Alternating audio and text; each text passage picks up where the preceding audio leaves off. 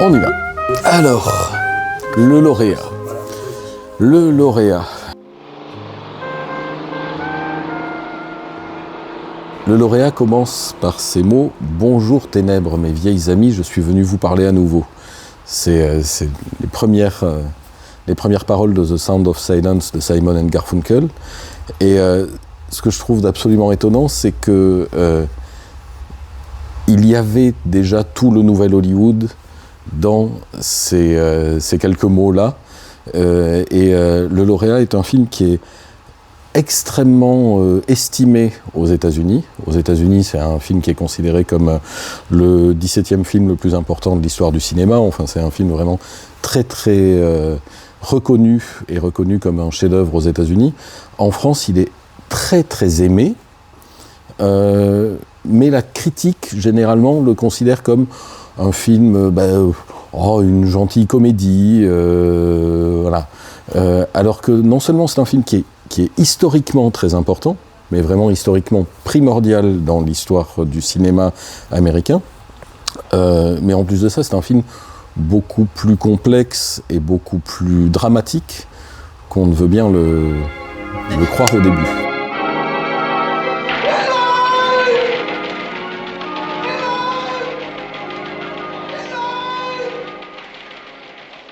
Quand le lauréat est tourné, on est en 1967, le film est tourné d'avril à août 1967. Ce sont des années extrêmement importantes de bouleversements politiques.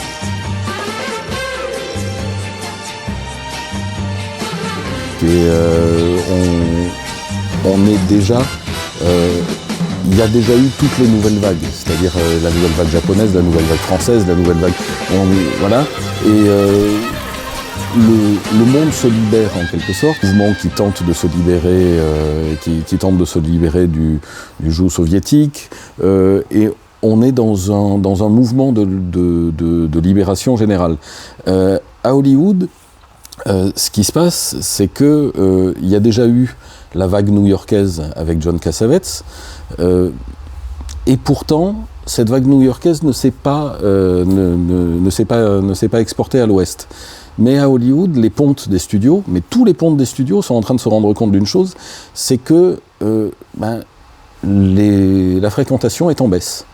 En salle, la fréquentation est en baisse, mais pour une simple et bonne raison, c'est que pour schématiser, les vieux préfèrent rester devant la télé et les jeunes ne se reconnaissent plus dans le cinéma qu'on leur propose. Les jeunes ne se reconnaissent plus dans le cinéma, la jeunesse américaine ne se reconnaît plus dans ce cinéma, alors les pontes des studios vont tenter quelque chose de manière qui est une décision économique, c'est qu'ils vont faire confiance à certains jeunes producteurs, certaines jeunes stars qui veulent pousser certains jeunes réalisateurs, certains réalisateurs venus de la télévision, et ils vont leur dire allez-y, faites-nous un film pour la jeunesse. Historiquement, le tout premier film qu'ils vont faire dans cet esprit-là, c'est Bonnie and Clyde. Bonnie and Clyde, en 1966, Warren Beatty se met à genoux devant Jack Warner pour le supplier de produire Bonnie and Clyde. Ils font Bonnie and Clyde, ils engagent Arthur Penn comme réalisateur, et Bonnie and Clyde sort en août 1967, alors que le tournage du lauréat en est à peu près et va bientôt s'achever, quelques jours avant que le tournage du lauréat s'achève, Bonnie and Clyde sort aux États-Unis et c'est pas un four, mais c'est pas loin d'être un four. C'est-à-dire le film sort le 14 août, je crois de mémoire, 1967, et la critique est pas bonne. Et l'accueil public n'est pas bon non plus. Donc les pontes des studios hollywoodiens se disent les films pour la jeunesse, voilà, les jeunes quand on les laisse faire, voilà ce que ça donne, ça marche pas, qu'est-ce que c'est que cette merde, ça va pas du tout. Mais le film va avoir une deuxième vie en quelque sorte, puisque le film va sortir en Angleterre un mois plus tard. Bonnie and Clyde sort en Angleterre en septembre 1967 et cartonne. Et cartonne sur tout le continent européen. Le film marche très bien. et particulièrement en Angleterre. Il sort en France beaucoup plus tard, en janvier 68 je crois, mais du coup cartonne. Mais pour les Américains, il n'empêche que ça reste quand même un demi-succès, même s'il ressort après aux États-Unis et qu'il fait économiquement c'est une réussite finalement, mais économiquement c'est une réussite qui vient tout de même de l'Angleterre. Donc finalement ce nouvel Hollywood, ces jeunes au pouvoir qui font des films pour les jeunes, c'est bien joli, mais ça pouvait mourir dans l'œuf. Pourquoi il est sorti en France si tard?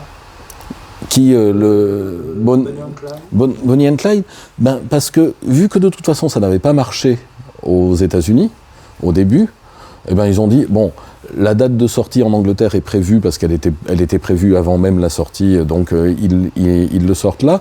Mais l'idée c'était que ils verraient s'ils le sortaient en France, si ça marchait ailleurs, si ça marchait en Angleterre, ils le sortiraient peut-être en France. Et vu que ça a marché en Angleterre, ils l'ont sorti du coup en janvier.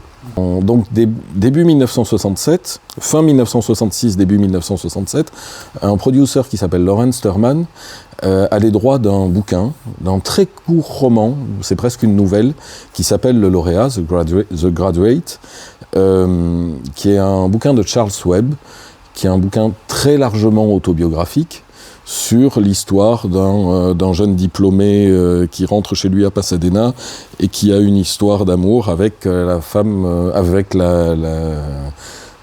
d'amis de ses parents. Aucun studio n'en veut.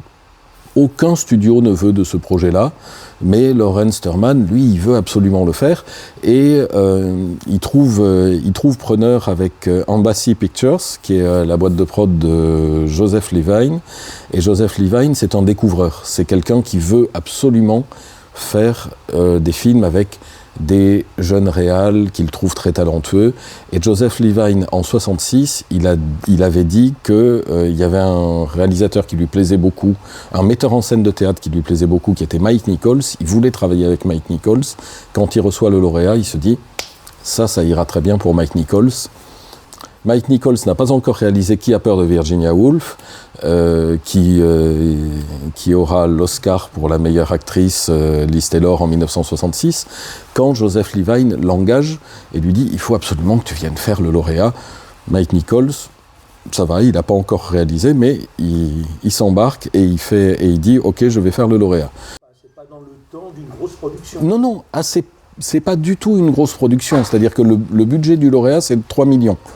Le budget du lauréat, c'est 3 millions de dollars. Et donc, au départ, en 1966, le lauréat a donc un réalisateur, un producteur, mais la première version du scénario qui est signée Carter Willingham ne plaît pas du tout, mais vraiment pas du tout, à Mike Nichols, qui dit refaisons faire ce scénario. Et Mike Nichols va chercher quelqu'un qui est très important dans le projet, qui s'appelle Buck Henry. Buck Henry, pour la petite histoire, si vous avez vu le lauréat, il a un rôle dans le lauréat, puisqu'il joue le réceptionniste de l'hôtel et qui a une scène très drôle avec Dustin Hoffman, notamment, qui est une des scènes les plus drôles du film. Et Buck Henry, qui est un auteur, mais un auteur de théâtre, beaucoup, et un auteur qui travaille notamment sur le théâtre improvisé. Et donc, au départ, on dit, pourquoi aller chercher Buck Henry? Et Mike Nichols dit, si, c'est cette personne-là qu'il faut pour écrire le scénario. Donc Buck Henry écrit la nouvelle version du scénario, et là maintenant, sur cette version du scénario, on va chercher le casting.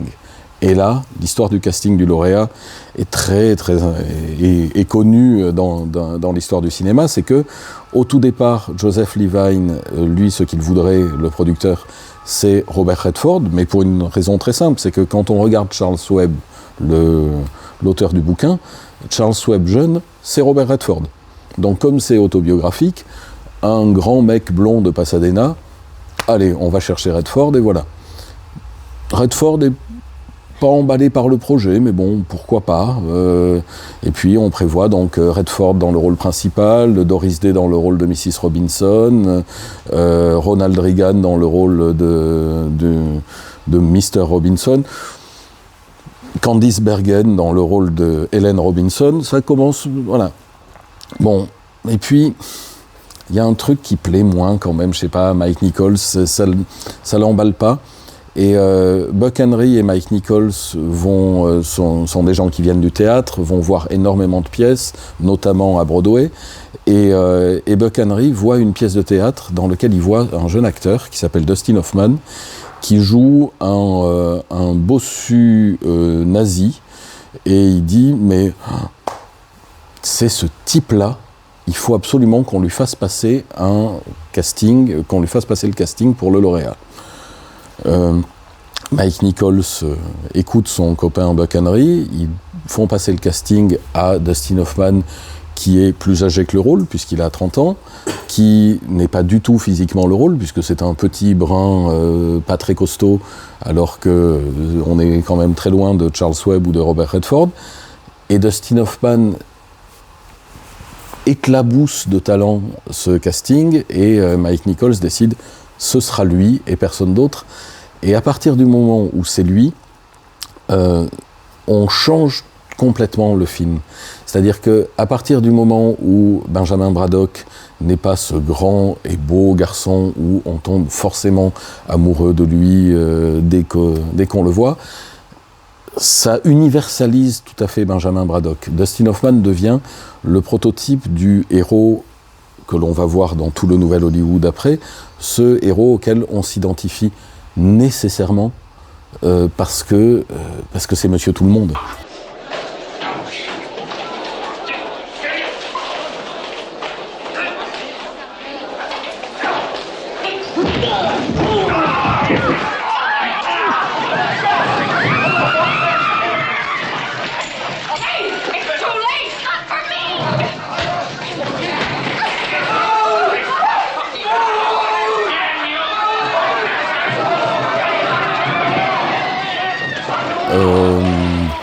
Mike Nichols engage finalement Anne Bancroft pour jouer Mrs. Robinson. Déjà d'une part parce que Anne Bancroft c'est plus crédible Anne Bancroft qui séduit Dustin Hoffman que Doris Day. Physiquement il y avait un problème. Anne Bancroft qui a à peine 5 ans de plus que Dustin Hoffman, donc le côté cougar est un peu ne marche plus tellement, mais en fait le talent des acteurs fait que quand on les regarde, oui, ils ont 20 ans d'écart, alors qu'en réalité ils ont 5 ans d'écart. Et donc Anne Bancroft, qui est une star à l'époque, mais qui est une star avec un très fort caractère. Anne Bancroft a eu l'Oscar de la meilleure actrice en 1962 pour Miracle en Alabama. Anne Bancroft connaît très bien Joseph Levine, le producteur, puisque Joseph Levine, la même année, produit le film Les Producteurs, qui est le premier film de Mel Brooks, qui est le mari d'Anne Bancroft. Et donc Anne Bancroft est un peu la caution star du film, parce qu'au fond, c'est un film réalisé par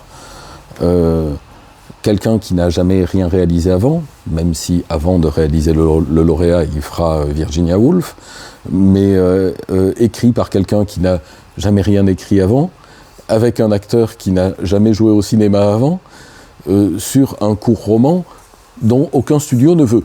Donc c'est quand même mal barré au départ. Alors Anne Bancroft est là pour faire la caution star, et tous les autres acteurs engagés autour sont un peu des outsiders aussi. Il y en a énormément qui viennent de la télé, et puis il faut trouver Helen Robinson, c'est-à-dire celle qui va venir, le grain de sable qui va venir bousiller cette romance finalement entre Mrs. Robinson et Benjamin Braddock, et qui va faire prendre conscience à Benjamin que son amour c'est elle et pas Mrs. Robinson. Et pour jouer Helen Robinson, il y a Katharine Ross. Alors Katharine Ross qui va devenir la fiancée parfaite d'Hollywood, mais quand elle tourne le film, Katharine Ross, elle a 27 ans, et je ne vais pas dire que c'est sa dernière chance, mais pas loin. Ça fait 7 ans qu'elle est à Hollywood, ça fait 7 ans qu'elle est à chaque fois là, elle a presque le rôle. C'est-à-dire, elle a auditionné pour West Side Story, c'est Natalie Wood qui l'a eu, elle a auditionné pour tel film, c'est une autre qui l'a eu. Alors elle a joué dans un obscur western sur la guerre de sécession avec James Stewart, mais qui est pas inoubliable. Et puis elle a beaucoup joué elle aussi à la télévision. Elle a 27 ans et c'est une actrice que les studios se refilent en disant tu veux pas lui trouver quelque chose, elle n'a pas encore trouvé son rôle. Et donc, il commence le tournage du film et le tournage du film se passe divinement bien. Joseph Levine a l'idée absolument sublime d'aller chercher Patrick Surtees comme chef opérateur qui va donner une image très technicolore. Patrick Surtees qui est un très grand chef opérateur, oscarisé pour Ben-Hur, et qui va faire prendre un chef opérateur comme lui pour faire finalement un film, une comédie dramatique d'auteur. Eh ben, c'est quand même super gonflé, et c'est cette image très technicolore, très belle, sur une histoire finalement très simple, qui va donner au film toute son ampleur. Le film va sortir le 21 décembre 1967. La première new-yorkaise est donc le 20 décembre. Et le soir de la première new-yorkaise, c'est Dustin Hoffman qui raconte ça, il est au cinéma, il est comme ça, coincé, pourvu que ça se passe bien, pourvu que ça se passe bien. Un triomphe total. Dustin Hoffman n'ose pas bouger, il y a toute la salle qui se vide.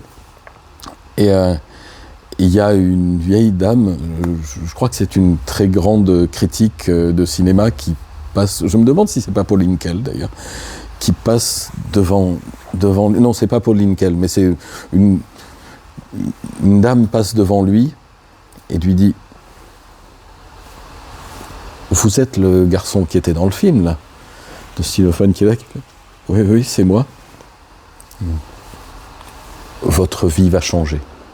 Votre vie va changer.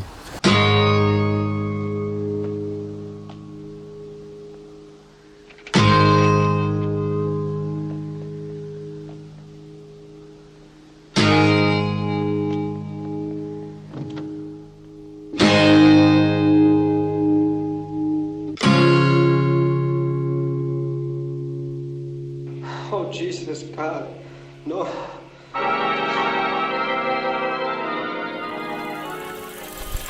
Le film qui a coûté 3 millions de dollars va faire 105 millions de dollars de recettes aux États-Unis, non 104,9 aux États-Unis et 105 sur le reste du monde. Donc le film est un triomphe total, pas récompensé aux Oscars. Il n'y a que Mike Nichols qui aura l'Oscar du meilleur réalisateur, mais le film n'aura pas l'Oscar du meilleur film, Dustin Hoffman n'aura pas l'Oscar du meilleur acteur. Il n'y a que Mike Nichols qui est récompensé. Simon & Garfunkel n'auront même pas l'Oscar du meilleur film, l'Oscar de la meilleure musique, on en parlera ensuite. Mais le film est un carton, mais voilà, un carton mondial. Et surtout, ce qu'il faut reconnaître, c'est que à partir de ce film, les studios se disent ben oui, finalement, on peut donner sa chance, donner leur chance à des jeunes réalisateurs, donner leur chance à des jeunes...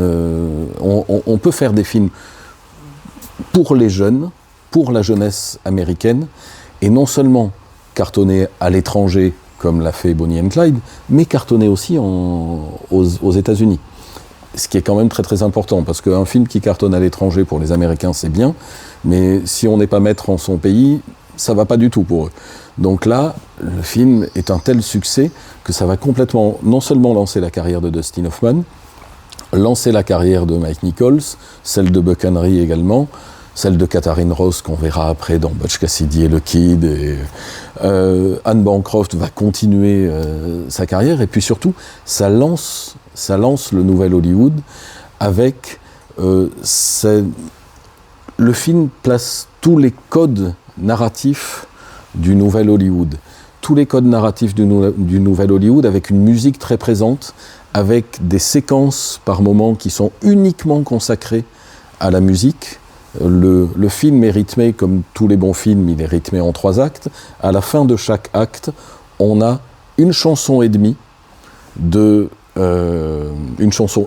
exactement, de Simon & Garfunkel, sur des images du film, donc 2 séquences entièrement musicales, à 2 moments du film, c'est-à-dire au moment du passage entre le premier acte et le deuxième acte, et entre le deuxième acte et le troisième acte. C'est rythmé comme ça. Et ce film va avoir une portée même sociologique. C'est-à-dire qu'aujourd'hui, Mrs. Robinson, c'est l'archétype de la cougar. Il va même y avoir un film sur le film, en quelque sorte, puisque quelques années après, Kevin Costner et Jennifer Aniston vont jouer dans un film qui dit La rumeur en parle, je crois, quelque chose comme ça. Le film devient un phénomène sociologique, et à tel point que, comme tout phénomène sociologique, évidemment, des gens commencent à le critiquer. Et c'est pour ça, d'ailleurs, que le film a été aussi longtemps pas très bien considéré par la critique, par la critique française notamment, mais par la critique française et pas que par la critique française, par la critique américaine également, qui, pour certains, avait tendance à trouver que la deuxième partie, alors désolé, spoiler alerte pour ceux qui n'ont pas vu le lauréat, je vais dire comment ça se termine. Donc le moment où mais tout le monde a vu le lauréat, non ? Le moment où Benjamin Braddock se rend compte qu'il est amoureux de Helen Robinson, que Helen Robinson sait que Benjamin Braddock a couché avec sa mère, donc il va essayer non seulement de la reconquérir, mais d'empêcher le mariage, et à la fin il empêche le mariage, et il va l'enlever et la libérer. Certaines critiques américaines et toutes les critiques françaises, notamment Coursaudon et Tavernier dans leur très bon bouquin 50 ans du cinéma américain, mais critiquent cette fin en disant que, au fond, ils ont sacrifié au happy end et que la fin est dégoulinant de guimauve, etc. Moi, ça fait maintenant 13 ans que je donne des cours d'histoire de cinéma, que je montre le lauréat et que je dis ce film est beaucoup plus complexe qu'on ne veut bien le croire. Cette fin n'est pas une ultra happy end positif, et ce n'est absolument pas ça. Ce n'est absolument pas ça pour une raison très simple, grâce au génie de Mike Nichols. Mike Nichols, souvenez-vous de la fin du lauréat.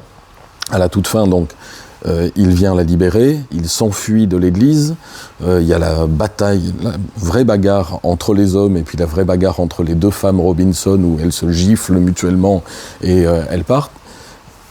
Ils courent tous les deux, ils bloquent l'église, ils bloquent la porte de l'église avec la croix, terrible, c'est horrible, et ils courent jusqu'au bus, ils entrent dans le bus, ils vont s'asseoir. Toutes les personnes, plutôt âgées d'ailleurs, se retournent vers eux et les regardent. Et là, ils sont tous les deux, ils rigolent et tout. Et les critiques se sont arrêtés là. Les critiques ont dit, voilà, c'est la jeunesse qui, dans un élan anarchique et libertaire, s'est réunie et s'enfuit.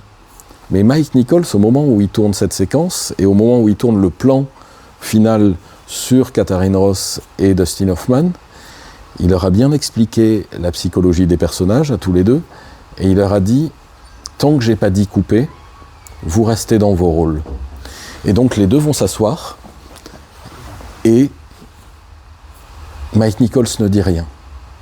Mike Nichols ne dit toujours rien, et donc une fois qu'ils ont ri, qu'ils ont fait ça et tout ça, qu'est-ce qu'ils font ?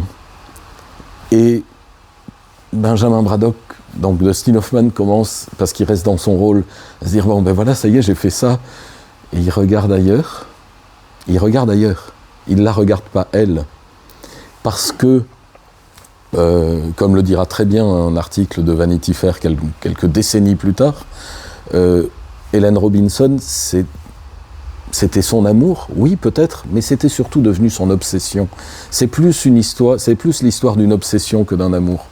Et donc il regarde ailleurs, et elle est là, elle se recoiffe, elle le regarde lui, puis elle regarde devant, et on voit presque des petites bulles qui se disent « J'ai eu raison ? Est-ce que j'ai vraiment eu raison ?» Et souvenez-vous, un petit peu plus tôt, dans le film, enfin bien plus tôt dans le film, lorsque Mrs. Robinson raconte à Benjamin Braddock comment elle a eu, comment elle est tombée enceinte et comment elle a eu Hélène Robinson, elle raconte qu'au fond, avec Mr. Robinson, c'était un petit peu la même chose. C'était une aventure où ils se sont un peu emballés, ils ont fait l'amour dans une Ford, et puis elle est tombée enceinte, et voilà.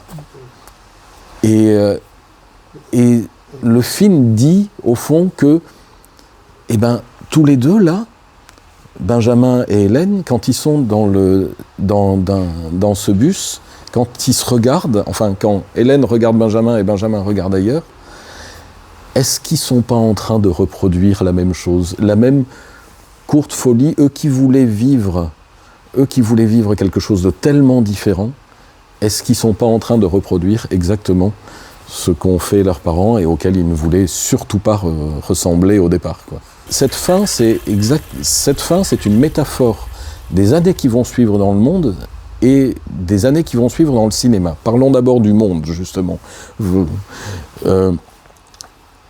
C'est le début d'un courant libertaire, comme je l'ai dit.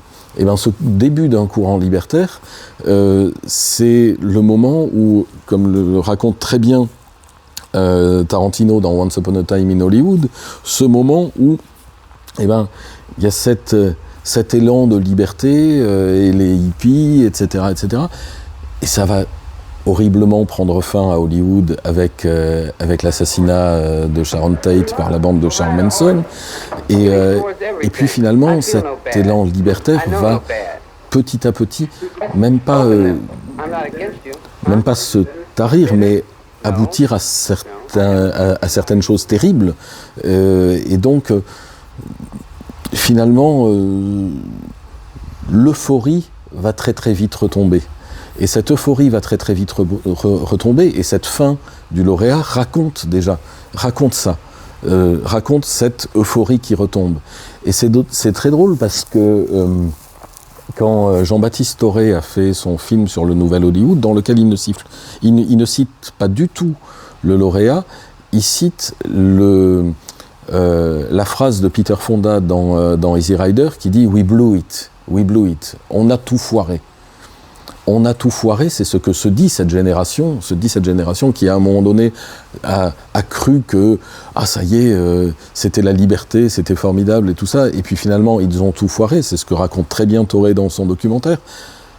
Mais il n'empêche que ce We Blew It, il est déjà dans la fin du lauréat. Il y est dans la fin du lauréat. Et rapprocher, moi ça m'amuse toujours beaucoup ça m'amuse. Je trouve ça très symbolique quand on se dit que les deux films qui ont ouvert le Nouvel Hollywood et qui ont lancé cette vague libertaire à Hollywood et dans le monde d'ailleurs, vu le succès des deux films, ce sont Bonnie and Clyde et Le Lauréat. Et on dit Bonnie and Clyde ça finit très très mal et Le Lauréat ça finit très très bien. Vous êtes sûr ? Je suis pas sûr. Bonnie and Clyde finit par la mort des deux personnages principaux, certes, mais Bonnie and Clyde, qui est l'histoire d'un homme qui est impuissant, qui est Clyde Barrow, juste avant cette mort brutale, il réussit à faire l'amour à Bonnie. Donc ça finit pas si mal que ça, Bonnie and Clyde, finalement. Et le regard absolument inoubliable de Faye Dunaway au moment où elle comprend qu'elle va mourir, c'est très beau. Et la fin du lauréat, ça finit très très bien, si bien que ça. Je suis pas sûr, justement. Et c'est toujours très intéressant, je trouve, de regarder ces deux films en miroir, parce qu'au fond, ils sont construits un petit peu de la même manière, ils racontent un petit peu la même chose, de manière très très différente. Ça n'est pas la même histoire, mais c'est des thématiques approchantes. Et alors, chose que j'ai découvert, dont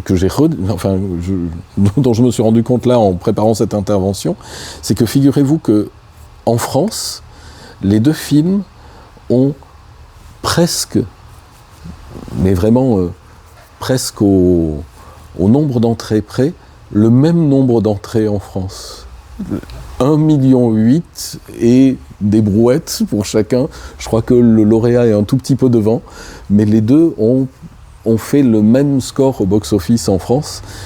mais les deux sont très très proches et annoncent comme ça ce désenchantement à la fois du monde, mais aussi du nouvel Hollywood, parce que quand on présente ce nouvel Hollywood comme des gens qui vont changer le cinéma, et qui vont... Alors, ils ont changé le cinéma, ils ont changé la manière de faire le cinéma, et l'esthétique du nouvel Hollywood, on la retrouve même encore aujourd'hui dans des films comme Anora, c'est une esthétique très très particulière, et ils ont indéniablement changé des choses. Mais sur l'organisation du cinéma, c'est juste que les jeunes sont arrivés à la tête des studios, mais ils n'ont pas changé le mode de fonctionnement réellement, et si les stars ont eu plus de poids, parce que les stars ont réussi à imposer parfois des jeunes, mais le mode de fonctionnement, au fond, n'a pas changé.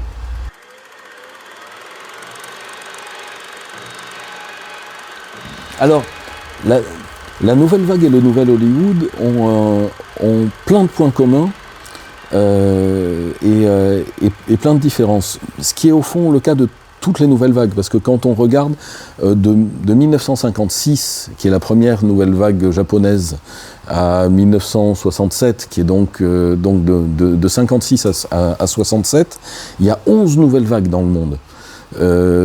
Alors, la plus connue et la plus reconnue, a fortiori chez nous, mais celle qui va donner finalement aussi son nom à toutes les autres, même rétroactivement, c'est la nouvelle vague française, en 1958. Et donc la nouvelle vague française va irradier le cinéma mondial même. La nouvelle vague, le nouvel Hollywood en 1967 va également influencer énormément de réalisateurs dans l'avenir.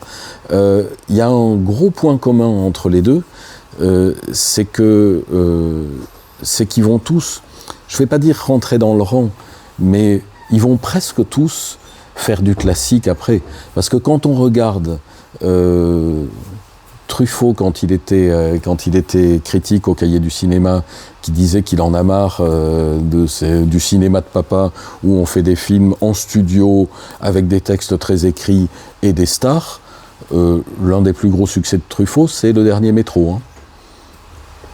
Tourné en studio avec des stars et un texte très écrit. Donc, et les mouvements de caméra dans Le Dernier Métro, il ne faut pas en chercher, on n'est pas chez Ophuls. Donc, c'est un très grand film par ailleurs, mais on est... voilà. Et le nouvel Hollywood, de la même manière, on va changer, on va parler de choses, on va parler des problématiques de la jeunesse, etc. Effectivement, dans la nouvelle vague, il y a eu des recherches formelles incroyables, il y a eu des recherches, dans la nouvelle vague française, il y a eu des recherches formelles et artistiques absolument incroyables, que ce soit chez Godard, chez Truffaut, avec Tiré sur le pianiste, et puis Rosier, Agnès Varda, Romer, Rivette, ils ont bougé les choses, ils ont changé les choses, comme il y a eu aussi une immense nouveauté avec le nouvel Hollywood, parce que d'un coup on a permis à des jeunes producers, en fait tout est dans ça j'en parlerai après, la différence est aussi à quel niveau se situe le pouvoir finalement. C'est que dans le nouvel Hollywood, il y a des jeunes producers qui ont pris le pouvoir et donc qui ont lancé des projets, et les projets étaient différents. On a vu des films comme Macadam Cowboy, des films comme L'Épouvantail de Schatzberg, comme avec le regretté Gene Hackman. C'est des films qui n'auraient pas pu avoir lieu s'il n'y avait pas eu ce courant du nouvel Hollywood.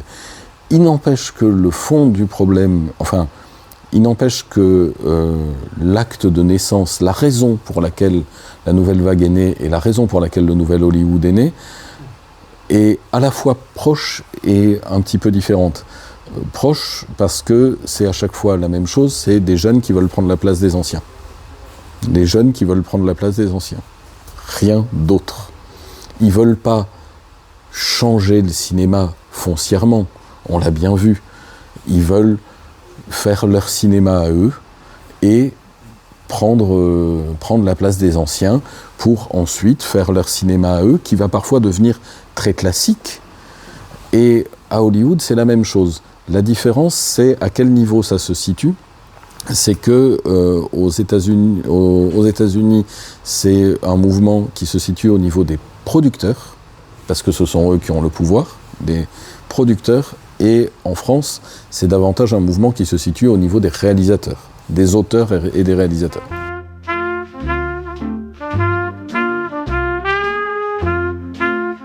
Là où je te suis sur le fait que la nouvelle vague a été peut-être plus importante que le nouvel Hollywood, c'est que la nouvelle vague arrive beaucoup plus tôt.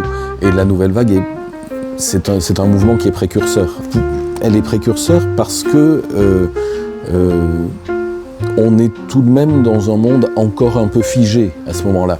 Alors que le nouvel Hollywood arrive à un moment donné où, non seulement il y a eu des nouvelles vagues, mais comme tu l'as dit, le monde est en train de bouger, le monde change. Il y a les manifestations contre le Vietnam, il y a la musique qui est très très importante à ce moment-là. Ne perdons pas de vue qu'en 1967, le lauréat est deuxième au box-office américain derrière Le Livre de la Jungle des studios Disney, alors que Bonnie and Clyde, dont on parlait tout à l'heure, est 36e, et que parmi les films qui sont avant Bonnie and Clyde au box-office américain, il y a Les Demoiselles de Rochefort de Jacques Demy, et il y a Le Samouraï de Jean-Pierre Melville, et il y a La Chinoise de Godard, qui est un film éminemment politique, qui est, d'un point de vue esthétique, préfigure aussi énormément de choses que vont faire le nouvel Hollywood. Godard est absolument... Godard est reconnu, et Godard est reconnu par tous aux États-Unis. Sauf en Suisse. Sauf en Suisse. Oui, Godard est reconnu par tous aux États-Unis. Truffaut est reconnu par ceux qui marchent. Truffaut, Spielberg adore Truffaut. Tarantino préfère Godard. Tarantino a appelé sa boîte de prod Band Apart, d'après Band Apart, et Spielberg a fait venir Truffaut. Je voudrais parler de la musique. Je voudrais parler de la musique de Simon & Garfunkel.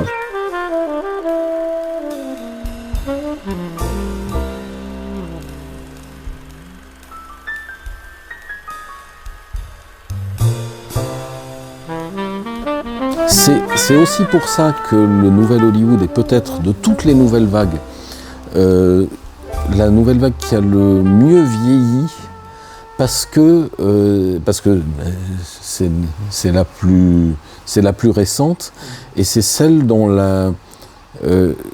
où l'importance de la musique, eh bien, c'est une musique qui résonne à nos oreilles, et qui résonne aussi même aux oreilles de mes enfants aujourd'hui.